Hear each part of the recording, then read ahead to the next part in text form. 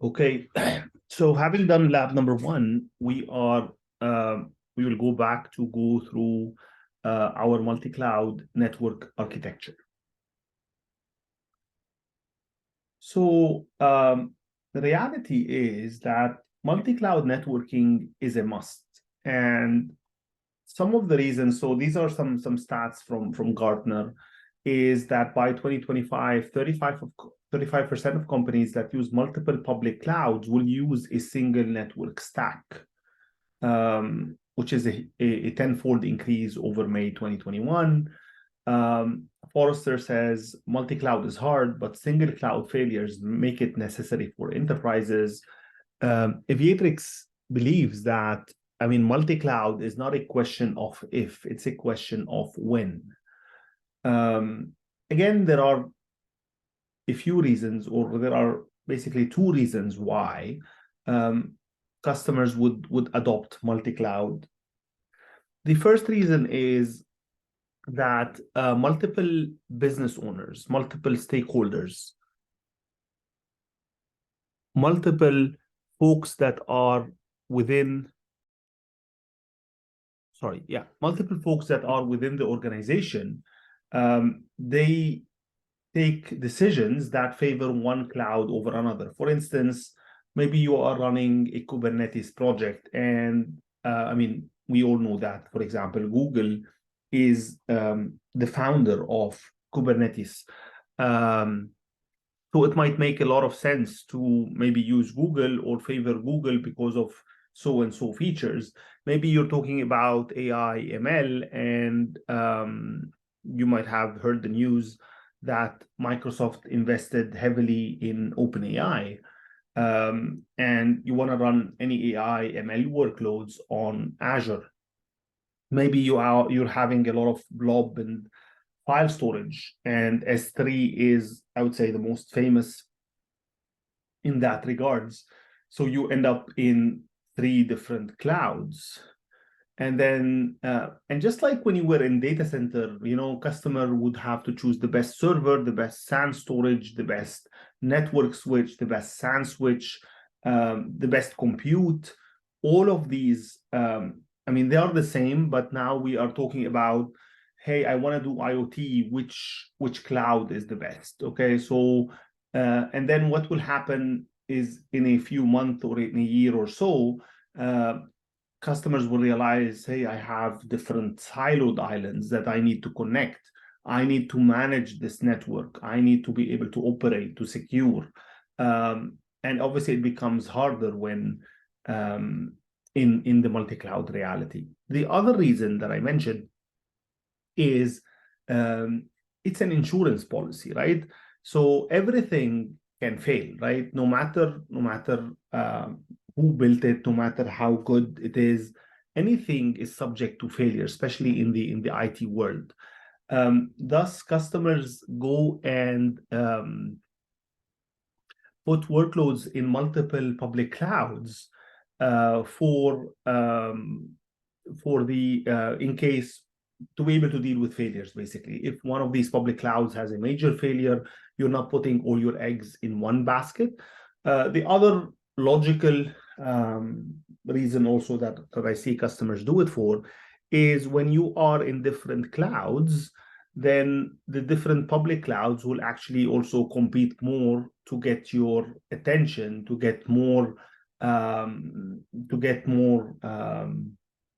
portions, and to get more workloads, right? Versus if you are in a single cloud, you're somehow, you naturally, if you're only in AWS or only in Azure, you will probably get less attention, and maybe even less discounts versus when you go and propagate your workloads to multiple cloud service providers.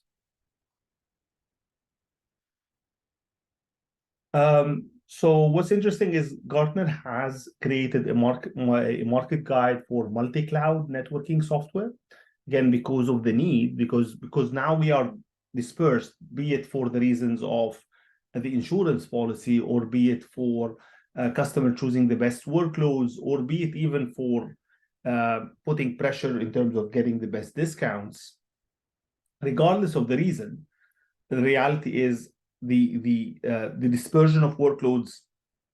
You need to connect them in a single network. You need to be able to manage, operate, and automate and secure this network. So again, Gartner has created this category, which is the multi-cloud networking software, MCNS. And so I mean, I would say Aviatrix should be on everyone's list. In my opinion, we have created this market, and we're really very successful in multi-cloud networking and security. Okay, so one thing about the cloud that I see is customers, as if they forget the importance of architecture. The problem of the cloud is because it's an API, developers are generally the ones that run first there. And they start creating workloads and testing applications, and they rarely care about VPCs and subnets and address ranges and network planning.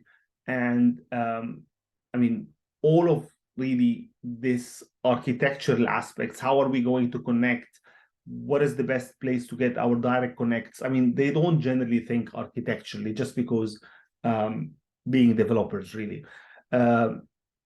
So what I want to stress upon here is architecture, in my opinion, matters maybe more in the cloud than anywhere else, especially about when we're talking about secure networking architecture.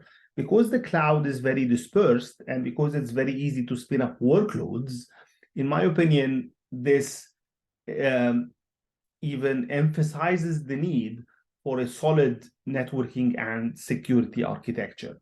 Just like when we started networking, there was the physical networking architecture with the CCNA books, where you would have to learn access, distribution, and core. Then VMware virtualized the server, and then they virtualized the network with NSX, and they started creating architectures for their NSX products based on overlays and security. We still need the same. We need a multi-cloud networking and security architecture that spans all of these different cloud service providers. So at a very high level, we want an architecture that spans any cloud. We want to have consistent security across the board, and we want to have an operations platform that helps us in troubleshooting and securing all our workloads at scale. At a high level, we have the three layers. We have the application layer. This is basically where the workloads live. The workloads could be anything from Kubernetes to Lambda in a VPC to virtual machines or EC2 instances. And generally, you will have sort of an aggregation layer we call the transit or the core or the backbone layer. And then there is the access layer, which is giving access to external components, things like your branches, your remote users, maybe even the IoT, on-prem data centers, internet. This is generally how the architecture looks like. So what we're seeing here is an Azure. So we have a few VNets. What's going to happen is we will have a gateways within these VNets that will connect in an encrypted fashion via IPsec tunnels to a transit or a backbone layer. And you can have an access layer here that could terminate the connections from these external entities. And then you could repeat the same for other regions. So you could take this architecture and span it to other regions within Azure, or you can also add firewalls where we have a dedicated module on FireNet.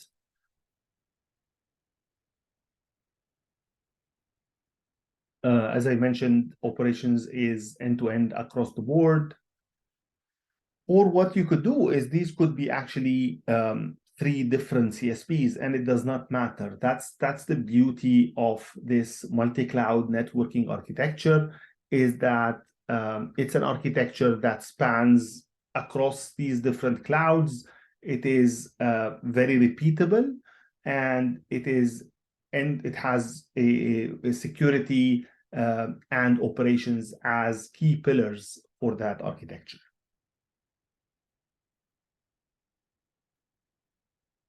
Okay, so this is a zoomed in version of the same view. So obviously what we're going to use for the most part is the controller and Copilot. As I mentioned previously, more of the management and UI functions are being moved to Copilot. However, there are still some on the controller. You can obviously also use Terraform. We have the multi-cloud Terraform provider, which can help you orchestrate infrastructure across the different clouds. So what you're seeing here is there is a VPC. We have our gateways. Our gateways live, our Spoke gateways live in the same VPC. And what you will do is you will attach the Spoke gateway to a transit gateway. When we say attach, it means this is an IPsec tunnel or tunnels between our Spoke and our transit. So this, you can think about the transit as, again, an aggregation point for all of the VPCs, generally in a specific region. And then you can peer the transit. So you can repeat the same architecture for Azure or GCP, and then you can peer the transits together. You can leverage high performance encryption and active match, which we will discuss in upcoming modules. You can have your next generation firewalls on the transit, and then the transit or even the Spoke, depending on your architecture, can help you connect to external entities such as data centers or customer sites. Okay, so these are some of the components, I would say, or layers, and what is possible at every layer. So on the operations layer, we saw that previously that we have the topology layer, as I showed in the demo. There's a ton of troubleshooting features, such as App IQ. There are things like capacity planning, where I showed even the scaling. There is the flow analysis with VPC flow logs. You can configure your alerts. You can do packet captures. All of these really are part of the operations layer. On the backbone layer, this is the layer where you do aggregation or core routing. This is where you insert your next generation firewalls. You can even connect to the internet. And on the access layer, this is where you will connect your data center branches, or even do the connections on top of AWS Direct Connect or Azure Express Route, or any of the private circuits that you might own. On the cloud security layer, there's a ton of features. There is the cloud distributed firewall that we recently launched. There is network segmentation, which is about separating dev and prod. There is end-to-end encryption, high-performance encryption, and egress security, which we will discuss all in upcoming modules. Okay, so these are some of the enterprises that rely on Aviatrix. This is not a full list, just a few customers in different sectors. Okay, next we are going to look at transit networking. Just give me a second and I'll bring up the slides. Okay, so now let's cover transit networking. Again, this will take us a bit deeper into the architecture. So as we discussed, the way it works is you have a spoke VPC. Basically, it's a VPC that has your workloads, and a transit VPC. This could be a new VPC that you create just for the purpose of aggregating your spoke VPCs. So from the controller, you will spin up a spoke gateway as well as a transit gateway. And what you're seeing, the dotted lines are basically the control plane connections. Basically, the controller needs to manage all the aspects of the gateway. Thus, you can see a control channel that goes between the gateway and the controller. Next is we will attach the spoke to the transit. Again, by attachment, I mean this is an IPsec tunnel or tunnels, depending on the number of gateways we have in each. So now that we have the both spokes attached to the transit, we can replicate the same setup in Azure with the spoke VNets. And again, we do the attachment. We can now peer. So we call the spoke to transit connection and attachment. We call the transit to transit connection a peering. Okay, again, all of these are IPsec tunnels, and all of these are encrypted, so the traffic is end-to-end encrypted. Same thing, we can go to GCP, and what you have created now is sort of a network backbone that spans the three cloud service providers, in our example, AWS, Azure, and GCP.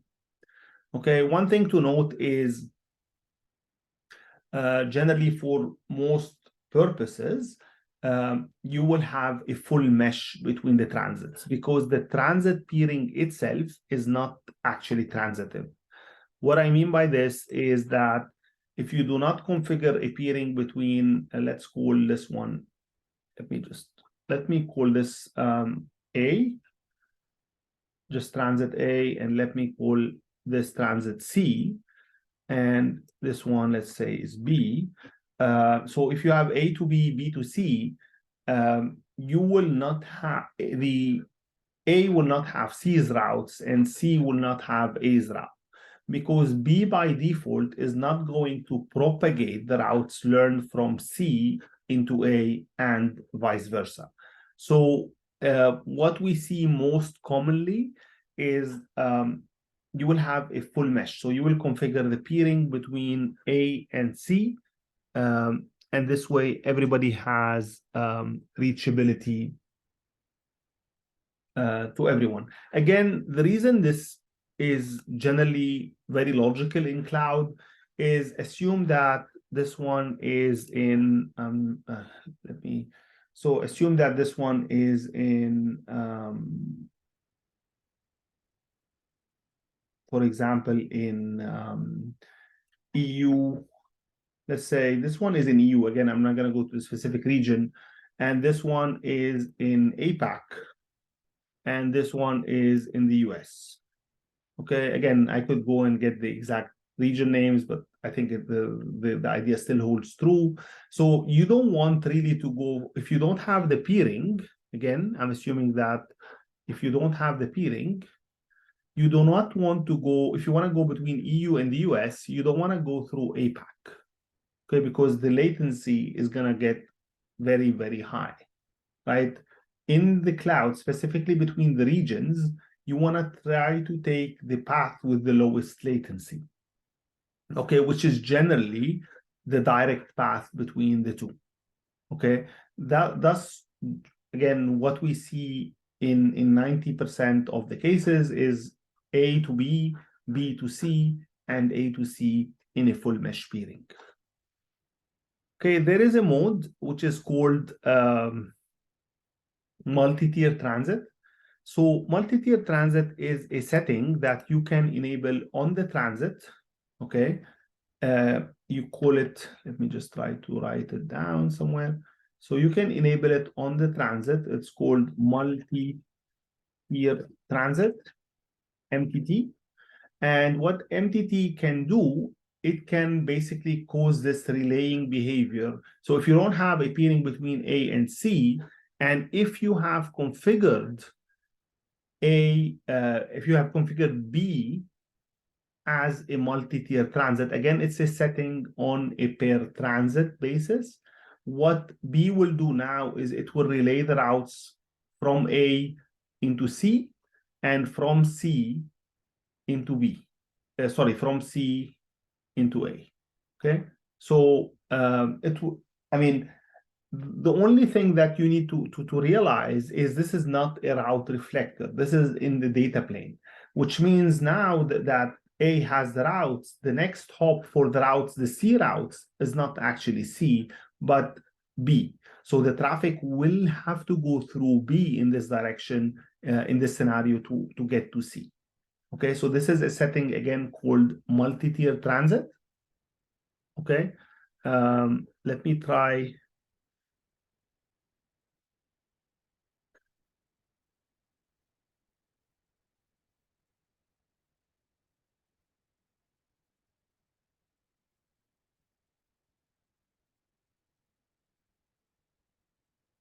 I just want to show it to you. I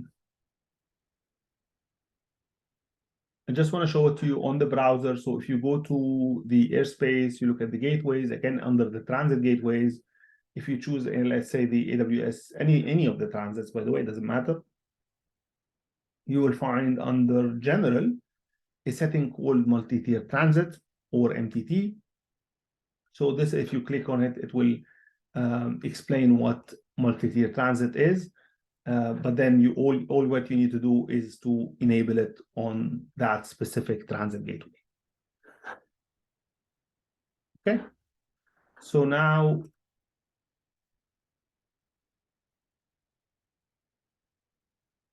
let's just continue.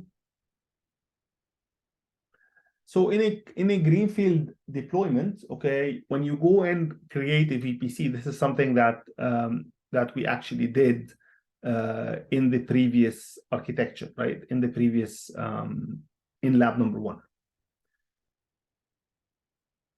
So you can create the VPC either via the useful tools. I also showed you during the demo that there is, from the builder, you also have the capability of creating a VPC. There is no VPC tracker there, but you have the ability to create the VPC. So whenever you create a transit VPC, again, it has to have a specific range, which is from /16 to /23. What happens automatically when we create the VPC, there is an internet gateway, as you see below, that will automatically be created, and it will be attached to that VPC. And then if you see the transit VPC, what's going to happen is you're going to have subnets for the firewall. We generally anticipate here that you are leveraging the FireNet. So you have the subnets for the firewall, and we have the 2 subnets for ingress egress, and 2 public subnets for gateway and firewall management. Again, you don't have to know those, but it's interesting to appreciate all of the work that the controller does for you in the background. Okay. Again, there might be slight differences between different clouds. So this is the case in AWS. So in a nutshell, what this is, again, it will become clearer when we go to FireNet, but there is a subnet by which the gateway and the firewall connect, which is the ingress egress subnet. There is the management, if you want to think about it, the management interface for the firewall and the gateway, that is another subnet. And then again, there is one for the private firewall here, as shown.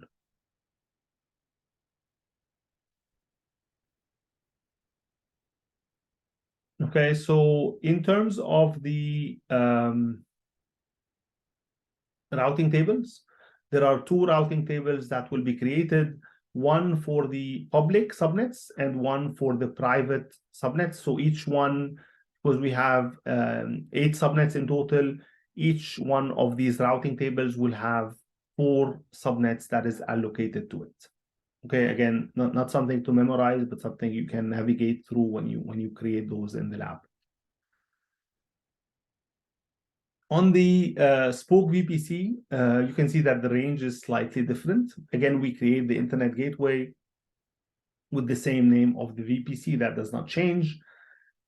But what we do here is a bit different. Again, the Spoke VPC is about workloads. So we anticipate that customers might deploy their workloads in multiple VPCs, in multiple availability zones. Thus, what we create a private and a public subnet in each of the availability zones. So let's assume here that we're looking at EU Central, which has 3 availability zones, A, B, and C. In each of these availability zones, we create a public as well as a private subnet. Okay?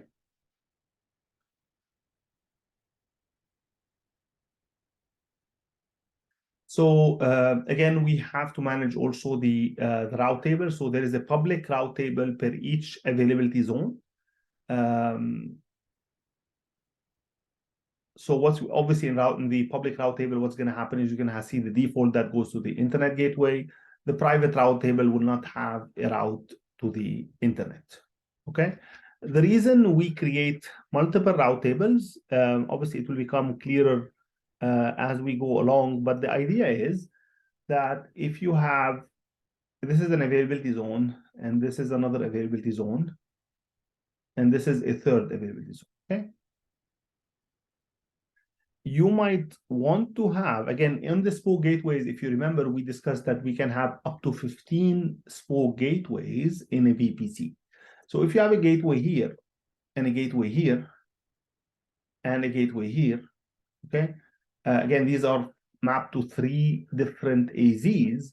You might want that workloads that are in this VPC, there's a workload in this VPC, and there's a workload in this VPC. Let me just remove the third gateway, and it'll become clearer why. But what you want to do is you want to make sure that traffic from this workload goes to this gateway because we are in the same data center or in the same AZ.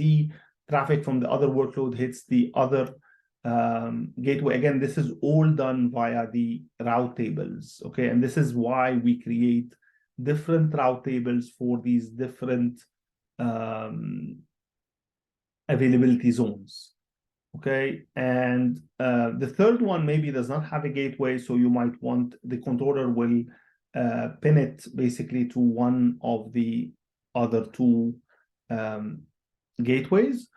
Or in certain implementations, you could see that there is a per CIDR load balancing whereby 10/8 will go to one gateway and 172.16 will go to another gateway. These are some of the options. But I just wanted to clear why do we create these different route tables? Because these route tables will ensure that we try to maintain, if there is a gateway inside an AZ, we try to maintain, to pin traffic from that AZ to that local gateway.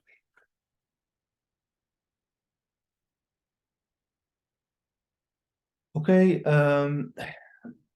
again, just as a naming convention with multiple gateways, what's going to happen is whenever you create, as I mentioned, when we create a gateway, we're creating a gateway group, okay, which is, you can think about it like a group of gateways, basically. And the name of the first gateway, so this is the blue thing, is the name of the group. The name of the first gateway is going to take the name of the group, okay? And the name of the second gateway is going to have -1 till the end, depending on how many gateways you have in your cluster. Okay, so this is the cluster, this is gateway number 1, and this is gateway number 2, and then any other gateway will have -2, -3 towards the end.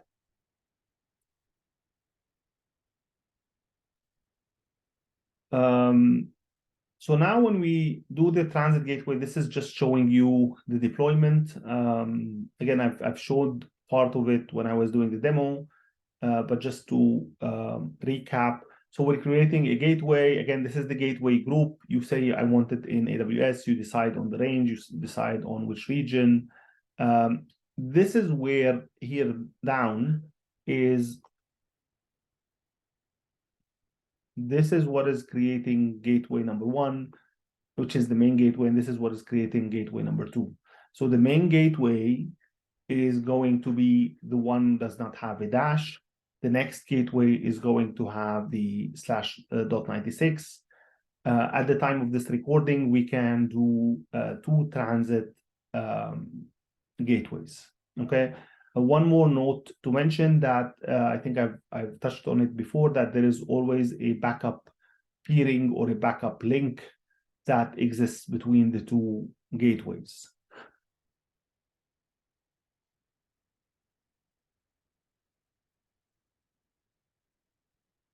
Okay, the same thing I think applies to the spoke gateways. The only difference, as I mentioned, is that with spokes you can have up to 15 spoke gateways per VPC.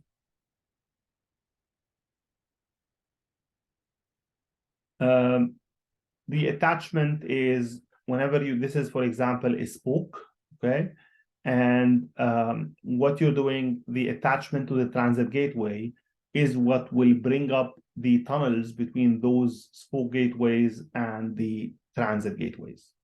Again, between any 2 gateways, there will always be a tunnel. So if you have 2 transits, from this spoke perspective, it will have a tunnel to the first transit and a tunnel to the second transit.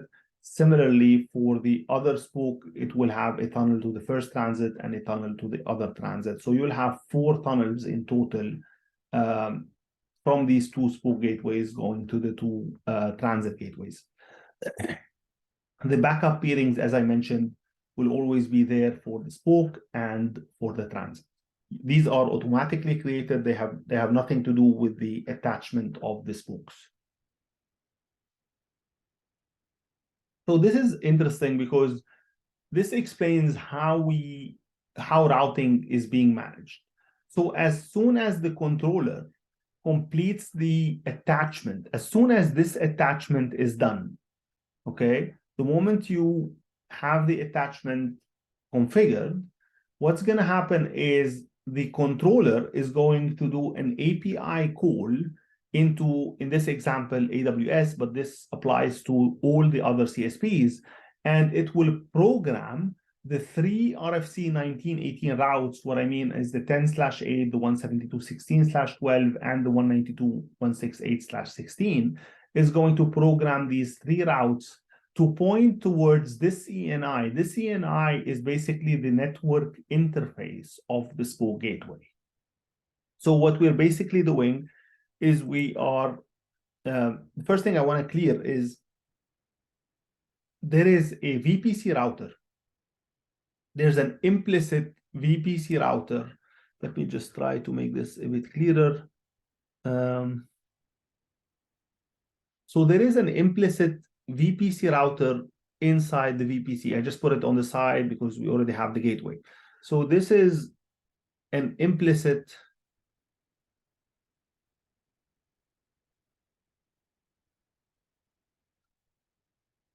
this is the VPC router, okay?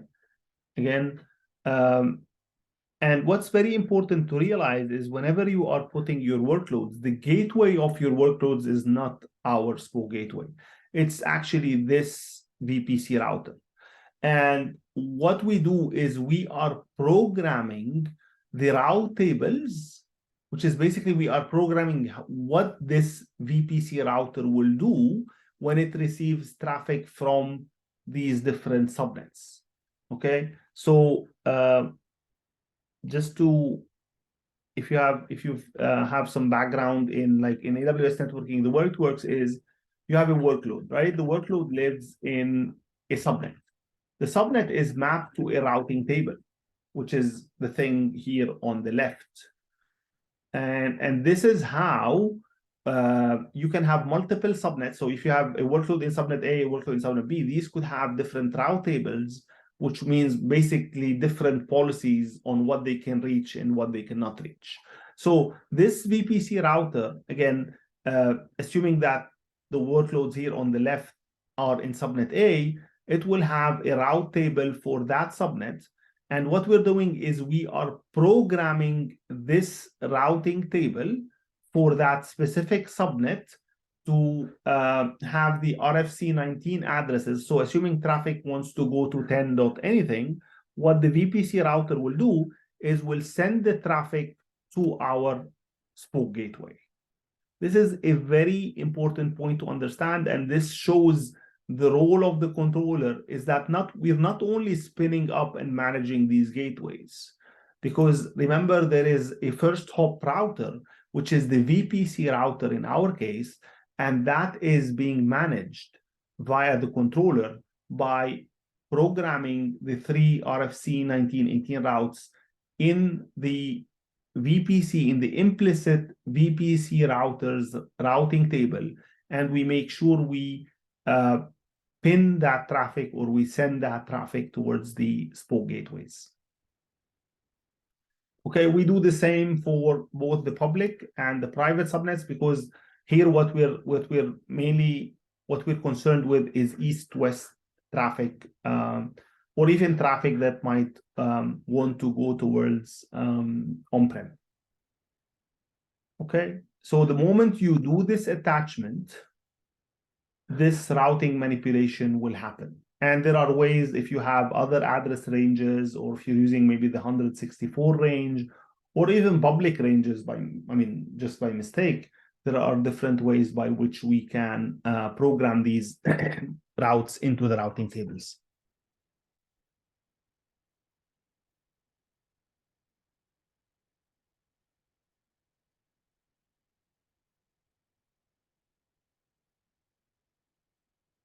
I think that's exactly the same thing. What they're doing is here you're showing the how it's done in AWS, and they discuss the same concept in Azure. The difference in Azure is that there is not a clear distinguishment between public and private subnets like there is in AWS. So the way the controller creates private subnets by basically having a UDR, which is a user-defined route that points to none, basically black holing any traffic that needs to go to the internet.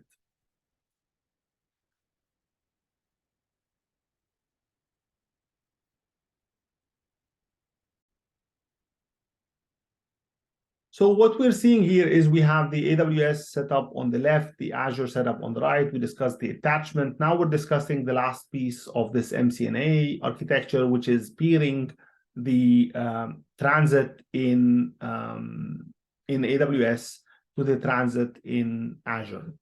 Okay, and again, what this peering is again an IPsec connection that gets instantiated between the two gateways. Now, a packet walk would help clarify some of the if you have any confusion on what we have discussed so far. So let's look at a packet walkthrough between a workload in the dev VPC, which is in 10.25.00/16, particularly the 28.16, particularly this workload. Okay, and the workload in the test VPC, which is 10.22.23.105. Okay, so these are our sources and destinations. So let's just follow through. This is the packet going from this workload to the other workload, as we have described. Again, the first hop of this packet is going to be, if you remember, it's not going to be our gateway, it's going to be the implicit VPC router. And we have already programmed via the controller automatically for you that the one of the RFC 1918 routes, and here we are specifically concerned with the 10/8. The reason being is the destination we want to get to is 10.22, which is within the 10/8 range. So now the VPC router sees that, okay, so this is belonging to 10/8, so it will send the packet. It will send the packet to the spoke gateway within that VPC. So now, what the spoke gateway is going to do, it's going to look at its routing table. So this is the routing table now of the spoke gateway. The previous routing table was in the underlay, was for the VPC router. Both of them are orchestrated via the controller, but I just want you to distinguish that now we are looking inside. The packet has already reached this gateway, and this gateway has inside this routing table the 10.22 prefix. It says to send the traffic towards the transit gateway, which has a public IP of 35.155.31.81. So now we're going to send the packet. Everything here is going to be encapsulated via an IPsec tunnel. So this is going to be encrypted the moment we reach our spoke gateway. So the way encapsulation works is the inner packet remains as is. So the inner source and the inner destination are the original ones. Now we have to put an outer envelope, which has the source IP being this gateway, which is the spoke gateway in the dev VPC. Again, these two, any of these two gateways. And the outer destination is going to be, again, one of these transit gateways with the public IP being the 35.155. Okay, so this is how we are sending the packet via IPsec. IPsec is, apart from the encryption component, it's an encapsulation component. And this is how the packet is going to reach this transit gateway. Now, once the packet reaches the transit gateway, the packet is destined to it. So it will go and decapsulate or remove the outer header and look at the internal header. And it's going to say, how do I get to 10.22.23, which is, again, we're talking about the original destination. It's going to say, oh, you need to send the packet to the test spoke gateway, which has the IP 54.184. So again, we're going to do incap. So the original packet remains as is. This time, the source is the transit, and the destination is the spoke gateway within the test VPC. Same story, the packet gets transferred to the test VPC spoke gateway. This time, obviously, it's going to decapsulate. It's going to be removing the outer header. It needs to look now for the destination, which is 10.22. And it says, you know what, I know how to get there because I already have a route, and it says to give it to the VPC router, and the VPC router is going to be able to take me there. So the packet goes to the VPC router. The VPC router already has a routing table that says it's a local route. So this is how the packet will reach its intended destination.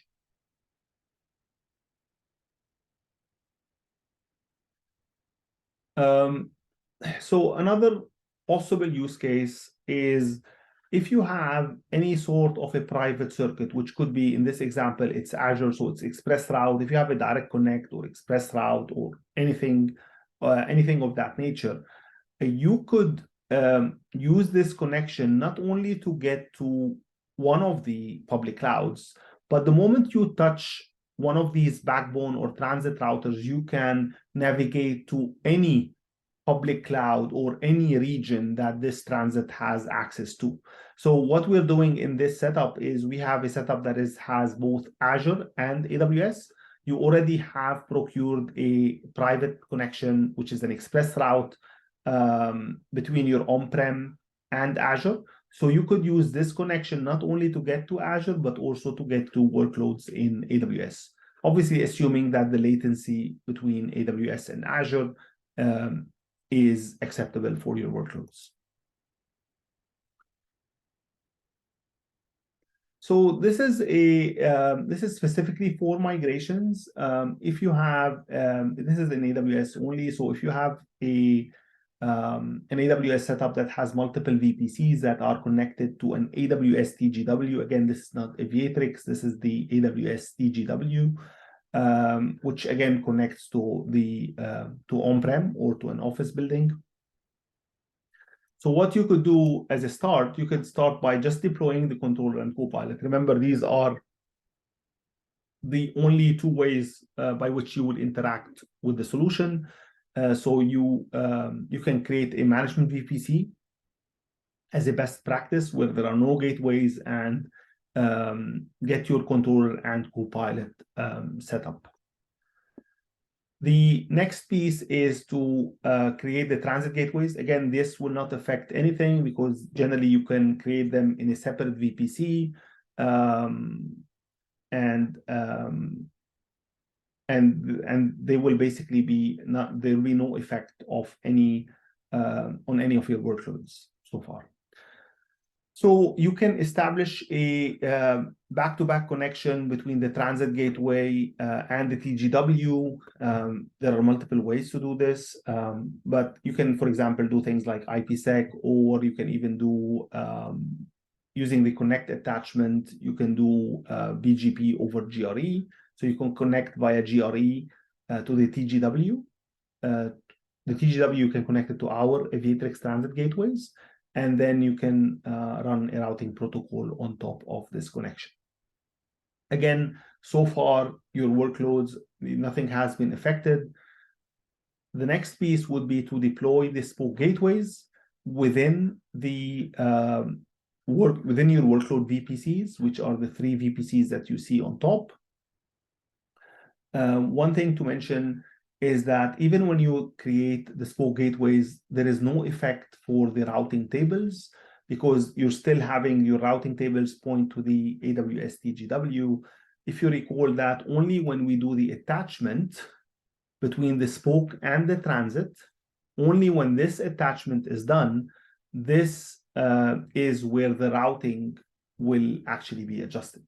So whenever you attach the spoke to the transit, now the VPCs are not going to route to the TGW, they are going to route to our transit gateways, because the RFC 1918 addresses will be injected into the VPC router that will point to the spoke gateway, and the spoke gateway has the connection to the transit. Finally, you still have the office building site that is hanging off the TGW. So what you could do is you could just, the easiest way, you could deploy Aviatrix Edge within on-prem on VMware or KVM. And then this edge can connect to the transit just like, my apologies, the edge can connect to the transit just like any other spoke. And this way you have, you've been able to migrate from AWS TGW to Aviatrix.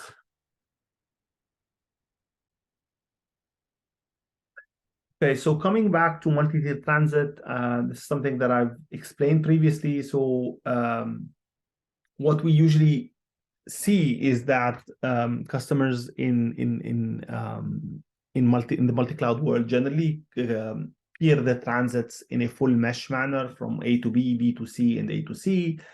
Generally, MTT would work if you are within, MTT, it's not would work. MTT would become more logical when you are within a single region. Let's assume you are in US East.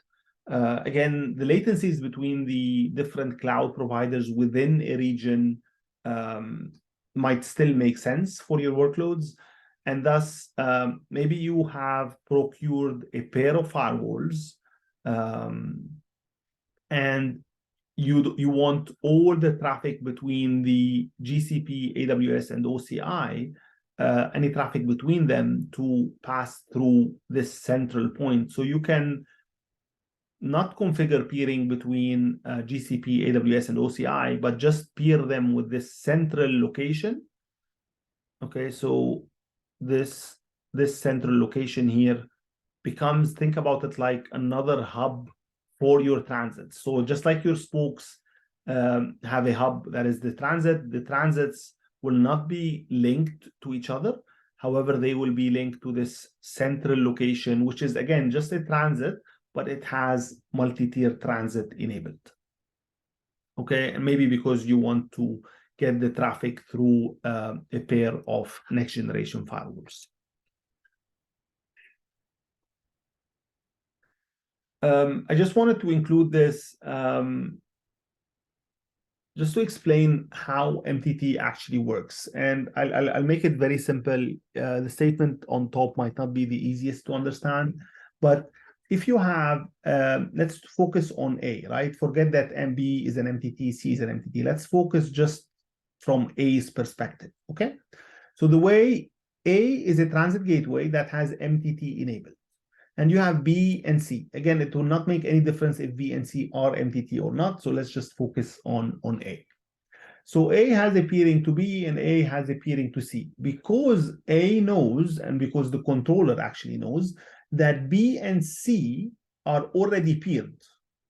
Okay, there is a peering. Because there is a peering between B and C, A does not relay the routes between B and C. So, I mean, think about it this way, because, I mean, I want to relay routes between two entities, which are B and C, but B and C are already connected, so there is no need for me to relay the routes. That is how the MTT propagation logic works. However, now in this scenario B, which is, I mean, in the middle diagram, there is no peering between B and C. Because there is no peering between B and C, this is why A, again being an MTT, will now propagate the routes in both directions. Again, remember that this is not a route reflector case. The traffic will actually pass through the transit A. Okay. Again, I mean, it would work even if you do it like this. So you could have it exactly like A is propagating the routes. Whenever the peering between B and C actually happens, this is where A will stop propagating the routes between B and C. I hope this makes sense. Next, we are going to go through our lab number 2, which is transit networking.